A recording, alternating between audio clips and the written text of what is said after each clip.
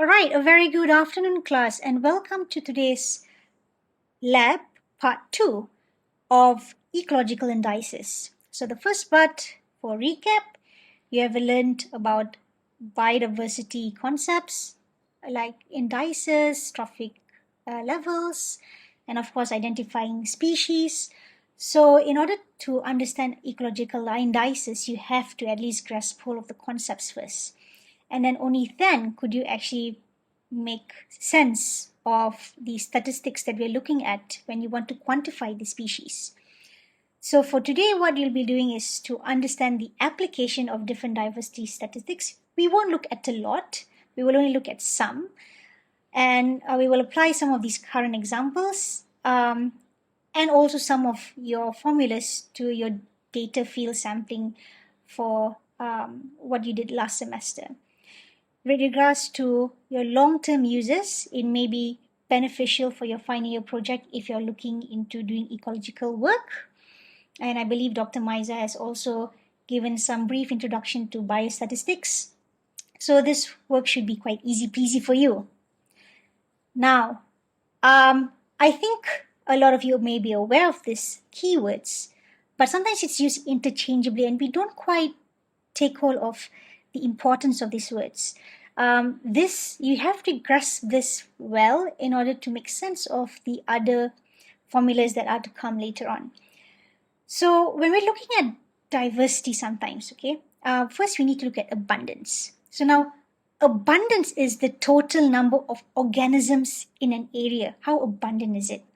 However, the thing with abundance is we do not look at what species are present. So we're just basically looking at the numbers of things present. That is abundance. Now, when you're looking at species richness, you are definitely looking at the number of species in the area. However, you don't necessarily take account into every single individual that is in that area. However, now, if you're looking into diversity, it incorporates both the number of species in an area and also the evenness of the abundance. So, in other terms, we have species richness indices. Again, this is looking at number of species. For abundance, sometimes it's also called evenness models. So it looks at the relative abundance of individuals within a community. And then you have species heterogeneity or the diversity aspects. So this looks into combining both richness and abundance models. So I believe a lot of you are familiar with some of these terms, Simpson's index or Shannon-Winner or Mann-Hinnick's. But have you actually ever understood what was its purpose and where did it fall into this category? So that is why I needed you to understand the concept of diversity, of richness, and also abundance, because only then will you be able to have a sense that, hey, this is why Mann-Hinnick's and Margalef's actually falls into the category of richness. So it looks at the kind of species that is present in a sample size, but it may not fully look into the diversity. So likewise, evenness wants to look in terms of what, how well distributed is the species within that particular sample size. And heterogeneity looks at, the formula looks into the whole community aspect of both the abundance and the species present in a particular locality. So these are some of the examples that we have. There's actually a whole lot more formulas available. However, the ones that are highlighted in red are the ones that we'll touch on base very quickly. Okay, so now the thing with indices, when you're going to wonder like, how do I use this indices? How is it applicable? When is it the right time? So it really depends on different spaces or in terms of the locality of the work. And you really have to look in terms of how big your sample size is.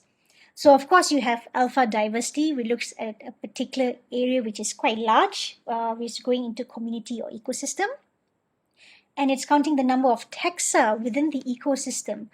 Of course, this one goes, although it says it looks into species level, but of course you're looking at bigger communities of species. Then when you have beta diversity, this it looks into species diversity between ecosystems. So it's a little bit bigger than alpha, where now you're incorporating different ecosystems now.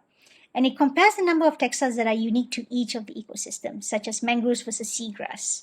And then you have gamma diversity, which definitely requires big metadata. And it's the overall diversity for different ecosystems within a region. Okay. All right, so let's look at an example for species richness indices.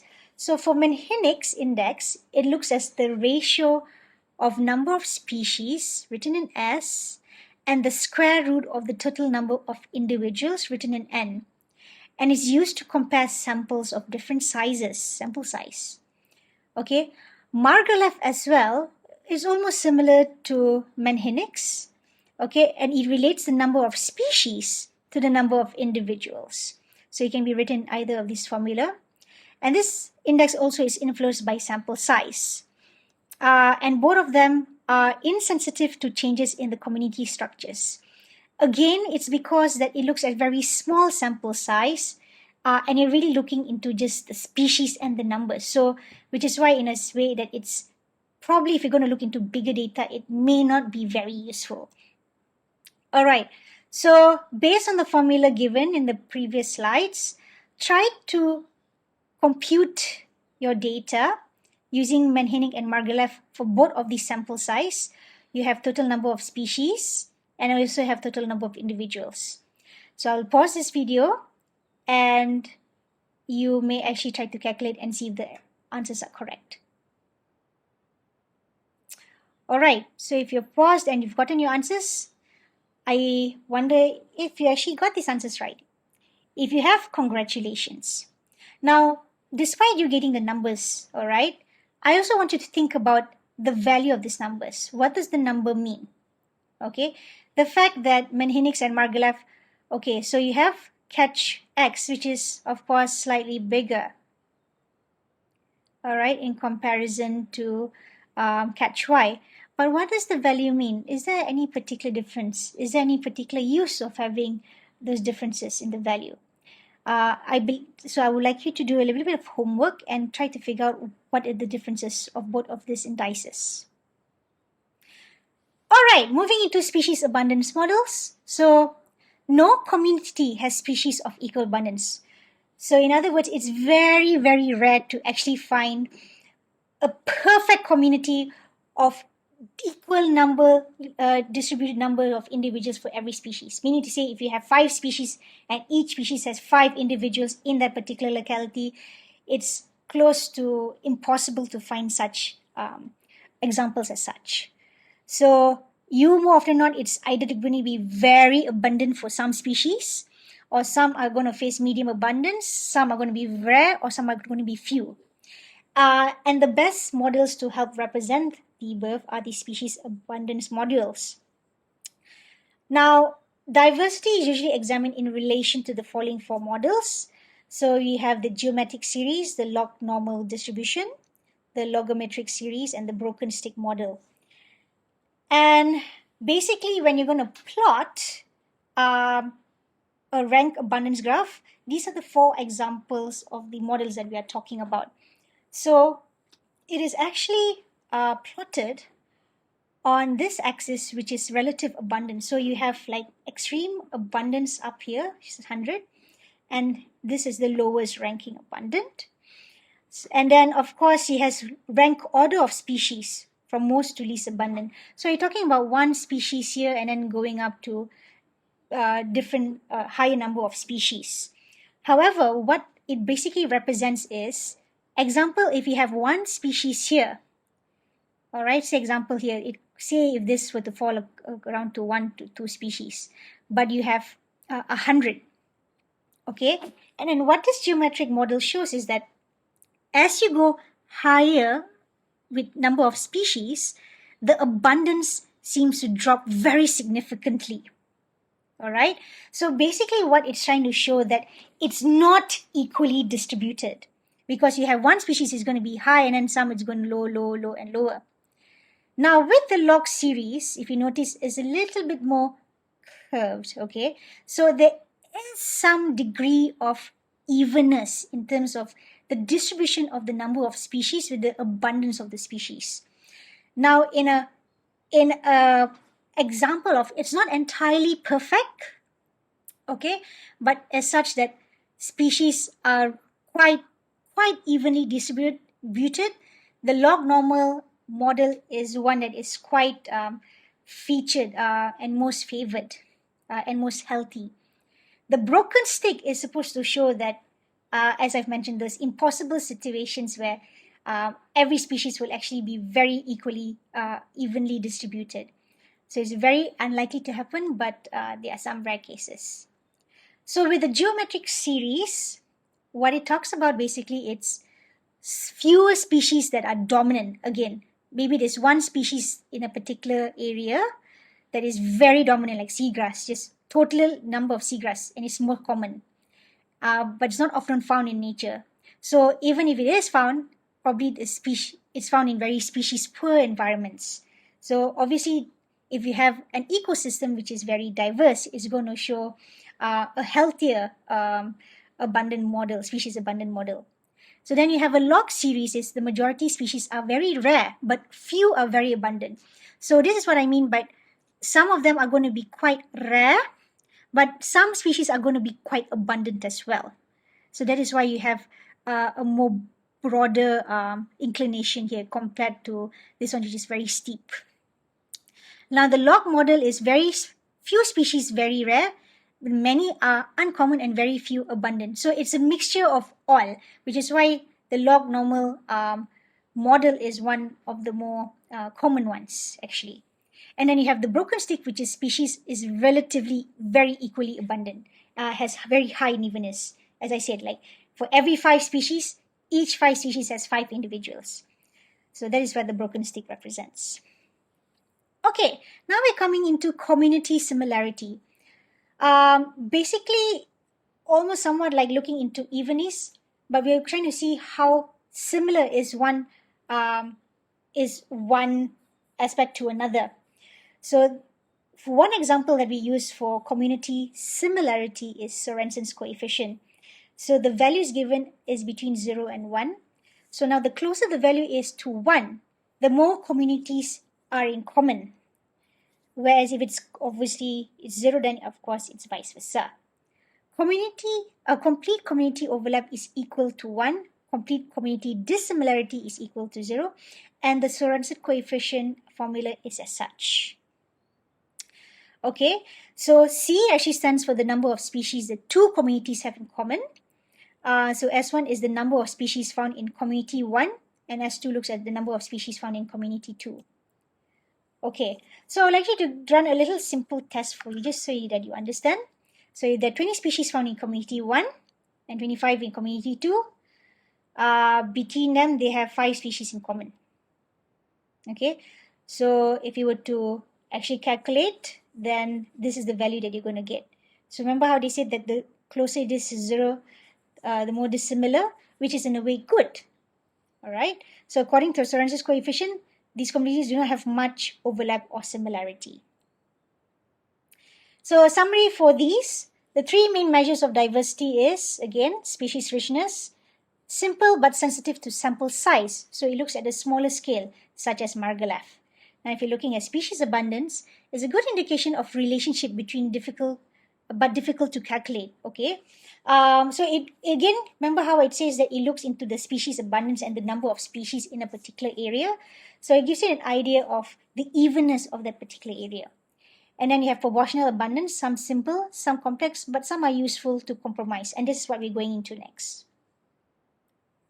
All right, so with species diversity formulas, of course, you're going to look into species richness, which is the number of species present, and is represented by S. You're also going to look at the proportion of species, which is represented by P, or PI, which is the number of individuals of species over total number of all species. Okay, so now these are some of the different species diversity indices. So you have Shannon index with this particular formula, with H naught is equivalent to minus a sum. It's again a minus a sum. So again, when you get your value with a negative value, you're going to have to multiply with this so that you won't have a negative value. So the negative sum of pi multiplied by the log of pi, okay? And again, I is an index for each species present in a sample, and p is the number of individual within a species over a total number of individuals for an entire sample. If you're talking about species evenness, represented by J, is H naught over H max, which is how well individuals in the community are divided up among species. And this is how the formula is written.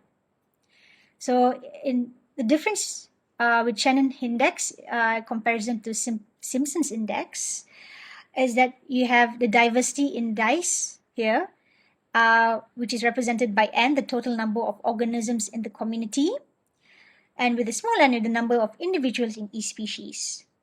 So your question is, goodness, why do you have to quantify this? Very simply put, okay, remember how we were talking about abundance and species presence, etc., species richness?